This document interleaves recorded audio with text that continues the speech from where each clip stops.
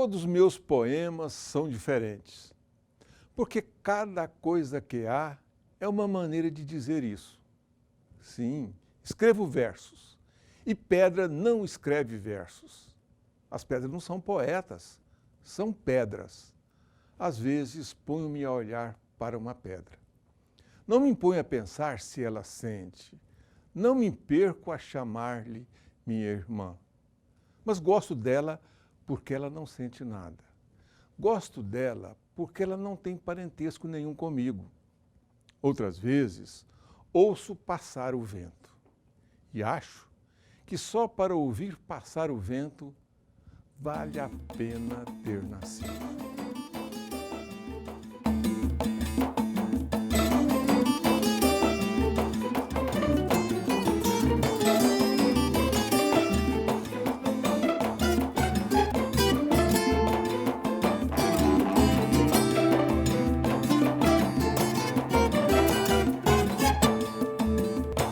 Programa Raízes Jornalismo Cultural. Raízes é jornalismo e é cultura. E hoje nós recebemos o ator, professor da Universidade Federal de Goiás, também escritor, literatura infantil, Newton Mursi.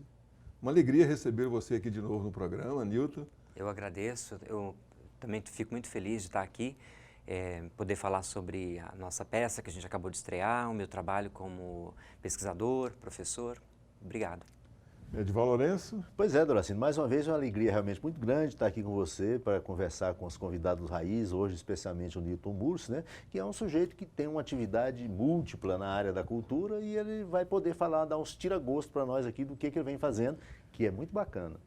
É interessante, né, Newton? Você, ator, escritor, professor da Universidade Federal, aí com uma peça aí, dirigida pelo Marcos Fayad, que é o Cara de Bronze de Guimarães Rosa. E como é que começou a sua atividade? O que te atraiu na arte de interpretar para você ser ator? Quando é que começou essa sua opção pelas artes cênicas? Bom, como tudo acontece na vida de todo mundo, no início é na infância, né? Então, assim, na infância, quando eu era menino, eu sempre escrevia histórias e representava as histórias que eu escrevia. Então, eu sempre fui muito, assim, solitário, eu gostava muito de ficar só, ainda gosto. E, então, eu escrevia e representava. Só que nunca tinha público, eu não me interessava em buscar público para assistir, eu representava sozinho. E isso foi na infância até o início da adolescência. Aí, quando eu comecei a ficar adolescente, eu achei que era importante buscar um curso de teatro, né? E aí foi quando eu procurei o curso que o Hugo Zorzetti ofereceu na época, isso faz muito tempo, e então foi daí que comecei a fazer teatro. Aí depois que eu trabalhei com ele, eu fui trabalhar com o Marcos Fayad e desde então fiz muitos trabalhos com o Marcos Fayad, há muitos anos que eu trabalho com ele.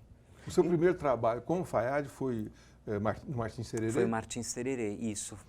Foi uma experiência interessante, porque o Marcos Fayad tem como característica, como diretor, de dar oportunidade para atores novos, né?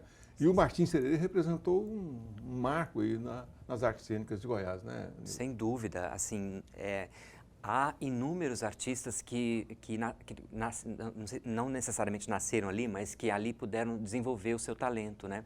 E que hoje trabalham não só no Brasil, mas fora do Brasil. Assim, tem o Duda Sharma, que trabalhou com Marcos, Marcela Moura, enfim, Adriana Veloso, Dionísio Bombinha, um monte de atores assim que saíram dali, né? Então ele tem essa coisa de trabalhar com pessoas assim jovens e que estão iniciando e ele aposta naquele talento, ele vê aquele talento potencial e ajuda esse potencial a desenvolver.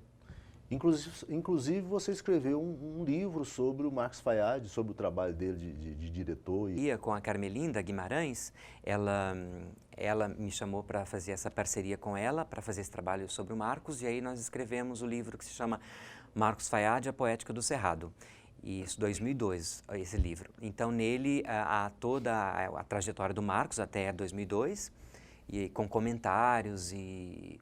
Enfim, eu fiz um capítulo especial sobre o trabalho dele com os atores e que é, assim, muito descritivo de como ele trabalha, o processo de trabalho dele. Eu acho incrível, porque hoje, eu trabalhando com ele agora em 2016, muito tempo depois que eu escrevi aquele texto, em 2002, eu percebo que tem um método realmente, assim, sabe, no trabalho dele. Tem toda é um trabalho muito rigoroso, muito, assim, identificável, assim, as características de como ele trabalha, sabe? Então, esse livro, ele é precioso para mim nesse sentido, de eu ter podido escrever para os atores sobre como o Marcos trabalha, que é um processo muito criativo, né? E, ao mesmo tempo, é um trabalho que registra a trajetória dele até então, até 2002.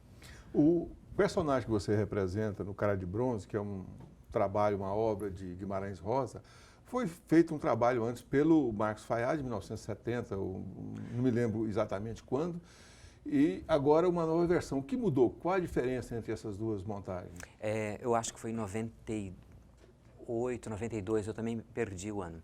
Mas naquela época, a gente só pôde fazer 3 apresentações, porque teve um problema de direitos autorais. Então, assim, o que eu percebo de diferença fundamental é que o Marcos está mais maduro hoje, né? Assim como eu, por exemplo, que estava na época como ator também, e o Danilo Alencar, que também fez naquela época. Então, assim, há essa coisa da maturidade, assim, desempenha uma diferença muito grande, sabe? Porque isso faz com que o trabalho seja melhor entendido, melhor compreendido e, consequentemente, melhor executado. E ainda melhor sentido pelo público, né? Porque, assim, ele está muito melhor, assim, mais bem feito, mais delicado, com mais detalhes, com mais precisão, né? Então, com certeza o trabalho ganhou, assim, muito por causa do tempo que passou, da maturidade de todo mundo que passou pelo processo daquela época. Além desse trabalho que você vem fazendo como ator, você também tem uma carreira importante na área de literatura infantil. Tem escrito vários livros, mas também na área da pesquisa, né, Doracino, que ele tem feito um trabalho na pesquisa nessa área da literatura infantil, que inclusive você viajou por vários países, fazendo comparações entre os trabalhos infantis. O que você vê hoje nesse segmento da literatura infantil? O que você levaria em consideração? Uhum. Bom, desde que eu comecei a trabalhar, na época que eu trabalhava como contador de história, isso já faz muito tempo também, lá num grupo da Universidade Federal, faz muitos anos, desde aquela época, meu interesse pela literatura infantil foi crescendo. Aí eu acabei começando a produzir livros infantis, produzi alguns, publiquei também em jornal e depois disso, aí eu comecei a me interessar por pesquisar a área da literatura infantil, né? Não só a questão de escrever literatura para crianças, mas pesquisar o campo da literatura infantil. E aí, em 2011, teve uma bolsa do governo canadense que era para pesquisadores brasileiros que quisessem fazer algum tipo de estudo comparativo entre o Canadá e o Brasil. Aí eu me candidatei com um projeto que era para trabalhar livros recém-publicados e altamente recomendados por instituições que promovem a literatura. E aí eu fui pesquisar nessa instituição lá em Winnipeg, que é um estado do Canadá, e uma universidade também. Eu comecei a pesquisar nesses livros recém-publicados, canadenses e brasileiros, as configurações familiares, como que as famílias são representadas nesses livros, tentando observar se novas configurações familiares são representadas também, né? Não só a família nuclear, pai, mãe e filhos, mas outros tipos de famílias. E aí, depois dessa pesquisa em 2011, eu comecei eu me associei a uma instituição que é internacional, para pesquisadores de literatura infantil, e aí eu comecei a escrever trabalhos, produzir trabalhos para apresentar em congressos internacionais e também compartilhar com esses pesquisadores, conhecer o que eles estão produzindo. E aí foi interessante que eu estava aí na Holanda, num congresso, e aí eu estava trabalhando no computador, assim, fazendo um trabalho lá. Aí essa chinesa veio conversar comigo: olha, você conhece uma biblioteca internacional na Alemanha que se chama International Youth Library, que é a maior biblioteca, a maior coleção de literatura para crianças do mundo. Eles oferecem bolsas para pesquisadores estrangeiros todo ano. Então a pessoa se candidata e aí fica lá trabalhando nessa biblioteca, porque tem um acervo muito grande. E aí enfim, aí eu fui lá, trabalhei nessa biblioteca. E também essa história de ir a congressos de literatura infantil foi me ajudando a ter contato com pessoas da área. Então, assim, eu tenho percebido assim, um campo que é de uma grande produção, assim, muita gente trabalhando nessa área, sabe? Pesquisando e produzindo, publicando, discutindo questões importantes sobre a literatura infantil, né? Então, uma coisa que me chama a atenção hoje, basicamente, principalmente, nessa questão, é a questão da diversidade, né, de como que a diversidade e a inclusão está representada nos livros infantis. Isso é uma questão que muita gente discute. E também o problema desse campo da literatura infantil, especificamente, que habita o didático, o pedagógico e, ao mesmo tempo, o inovador. Então, assim, me interessa, como pesquisador, observar como que hoje, né, não só hoje, mas assim, o que me interessa observar, como se dá hoje essa convivência do didático, do pedagógico na literatura infantil e, ao mesmo tempo, do inovador. Porque tem coisas, assim, extremamente inovadoras, tanto esteticamente, em termos, assim, de plástica, mas não só em termos de conteúdo, em termos de linguagem, sabe? Então, isso me interessa como pesquisador. E o Raízes Jornalismo Cultural volta já já. Não some, não.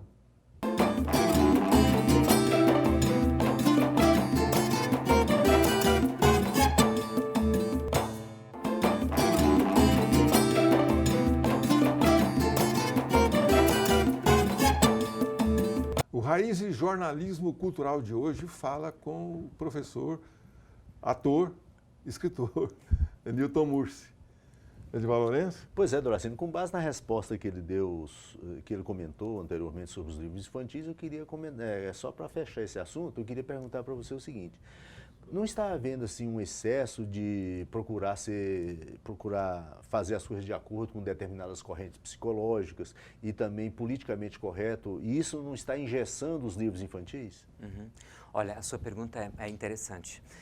Na verdade, isso remete à censura, assim, a um certo tipo de censura. A patrulha, né? Isso, a um cerceamento da produção de literatura, né?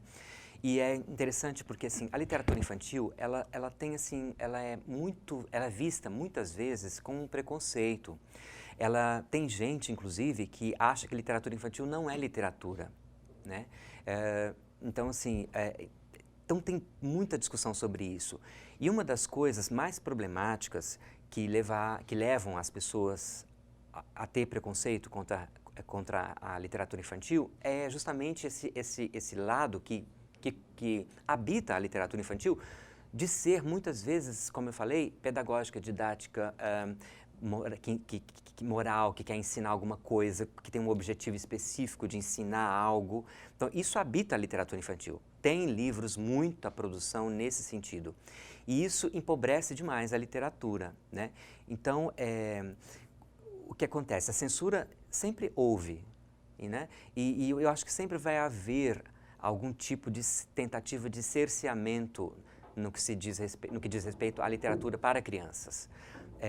O que é legal, muito bom, é que há essa literatura, vamos dizer assim, subversiva na própria literatura infantil, que é essa literatura que não é de forma alguma didática nem pedagógica, nem quer ensinar nada, nem quer servir a algum tipo de politicamente correto, ou seja lá o que for. Que é apenas contar uma boa história. Exatamente, exatamente. Então, assim, o bom é que há uma produção cada vez maior de literatura de excelente qualidade no mundo inteiro, que você olha para aquilo e fala: puxa, que bacana, isso aqui não quer ensinar nada, isso aqui não quer passar nenhum ensinamento, isso aqui quer dar prazer, isso aqui quer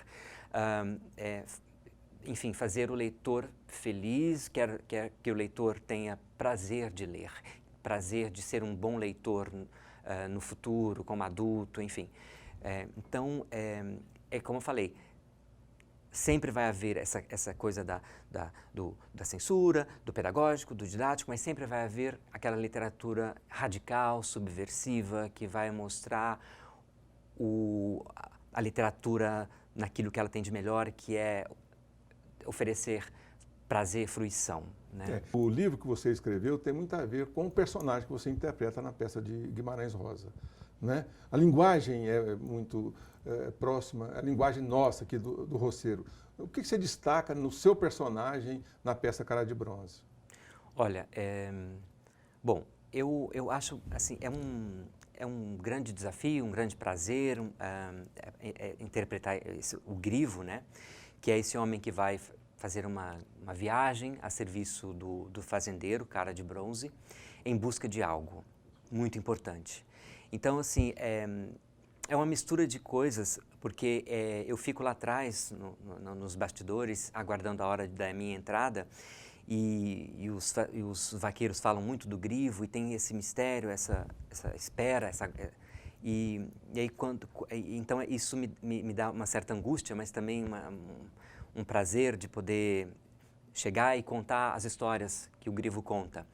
E ele conta como você falou, das árvores, dos arbustos, das pessoas, e o que tudo me chama muito a atenção, mas eu gosto muito de um trecho quando ele fala das pessoas e do aprendizado que ele tem, né, na experiência pela experiência que ele passa. Então, tem um trecho que ele fala, que é muito bonito, posso dizer para vocês. Ele fala assim, e aí eu conheci a tristeza de acordar, de quem dormiu solitário no harto do dia, mas logo ouvia de mim que carecia de relembrar alegrias inventadas e saber que um dia tudo vai tornar-se simples, como pedras brancas que minam água. Então, assim, é muito poético, né? Muito poético. A linguagem de Guimarães é poética. E aí tem um outro trecho que ele fala da alegria, né? Então, assim, é muito bonito. Ele fala assim, eu vou ensinar o que agora eu sei demais, é que a gente pode ficar alegre, mesmo com toda coisa de ruim que acontecendo. A gente deve de poder, então, ficar mais alegre por dentro. Não é? Muito lindo. É muito, né? É muito bonito. É muito bonito. Vamos para um rápido intervalo e a gente volta já já. Some não. E o Raízes Jornalismo Cultural volta já já. Não some não.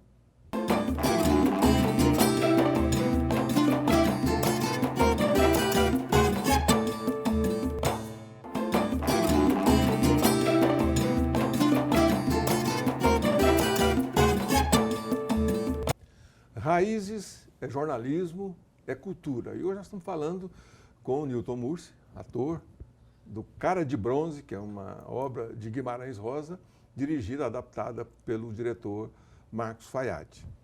Edival Lourenço? Pois é, Doracina, e eu aproveito já que você falou desse caso aí para perguntar para ele como é que é trabalhar com o Marcos Fayad, que é aquele perfeccionismo dele, que ele é um monstro assim, do teatro. Como é que é trabalhar com ele? Uhum. Olha,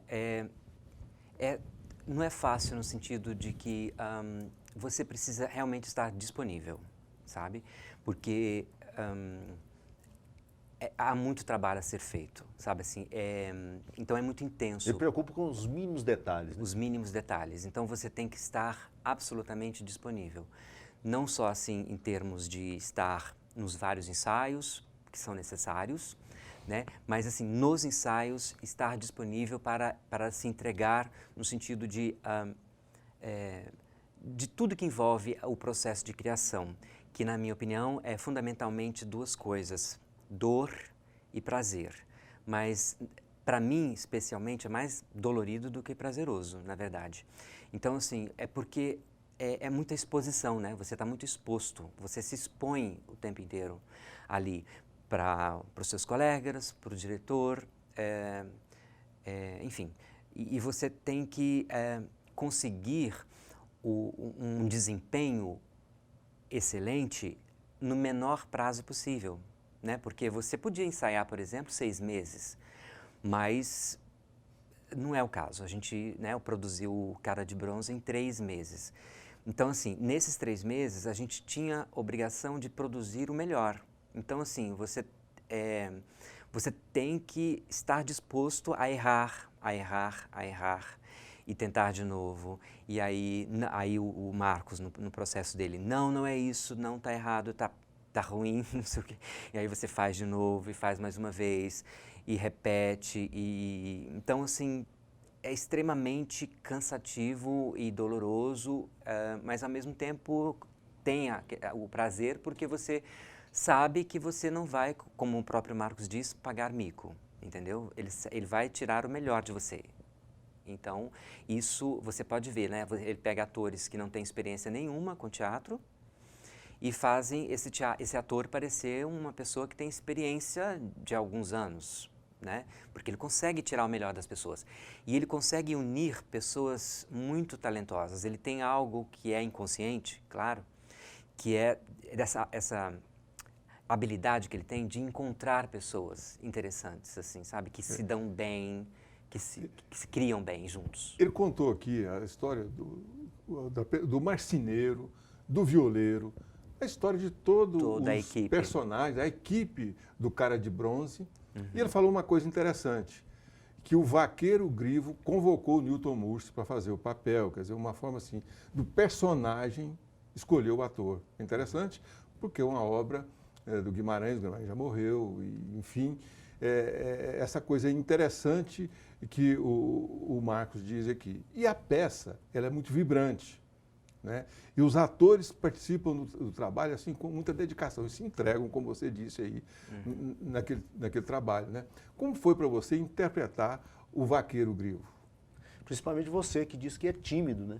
Ah, sim, é muito tímido. Então, assim, eu gosto muito de escritores como Guimarães Rosa e Clarice Lispector, que são esses escritores, assim, cuja linguagem não é aquela linguagem, assim, muito, vamos dizer assim, linear, muito óbvia, muito fácil, né? É uma linguagem que te convoca como interpretante, vamos dizer assim. Então, quando eu fiz, por exemplo, a Clarice Lispector, eu lembro que eu li uma página do livro Água Viva, eu li uma página só e falei, eu quero viver esse texto. Por quê? Porque aquilo me convocou, porque aquilo era uma linguagem que não era uma linguagem comum, era uma linguagem que convoca questionamento, que convoca pensamento, que convoca a criação, que convoca a interpretação. E o Guimarães tem isso também na linguagem dele, né? E aí, quando o Marcos me chamou, eu já tinha feito há alguns anos atrás, eu achei, assim, fiquei na dúvida, porque eu tenho muitos outros trabalhos que eu desenvolvo, não sabia se eu faria ou não, se eu fazia ou se eu não fazia, mas ao mesmo tempo eu achei que devia fazer por essa missão ou função de mostrar esse texto que é maravilhoso. Então, é muito mais importante o texto do Guimarães do que eu como ator. Então, é preciso que esse texto seja mostrado, né? Então, eu estou só a serviço.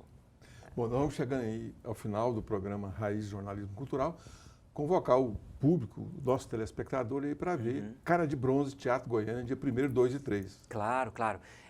Por favor, venham nos ver no Teatro Goiânia, 1, 2 e 3, um espetáculo realmente muito emocionante, tocante, as pessoas gostam muito, as pessoas que já viram, e a gente também que faz gosta muito. Eu tenho certeza que vocês não vão sair de lá os mesmos, com certeza. Sem dúvida. Muito obrigado pela entrevista, Newton Mursi. Obrigado a vocês, eu agradeço. Edivaldo Lourenço, vamos embora? Pois é, Dracena, mais uma vez, realmente uma alegria muito grande, né? Hoje a gente está aqui entrevistando o Newton Mursi, esse ator, escritor e professor, que vem exercendo a sua atividade com muita dignidade, né? E obrigado a Newton e obrigado a você de casa, que você tenha uma ótima semana. E a gente se encontra no próximo programa. Até lá. Some não.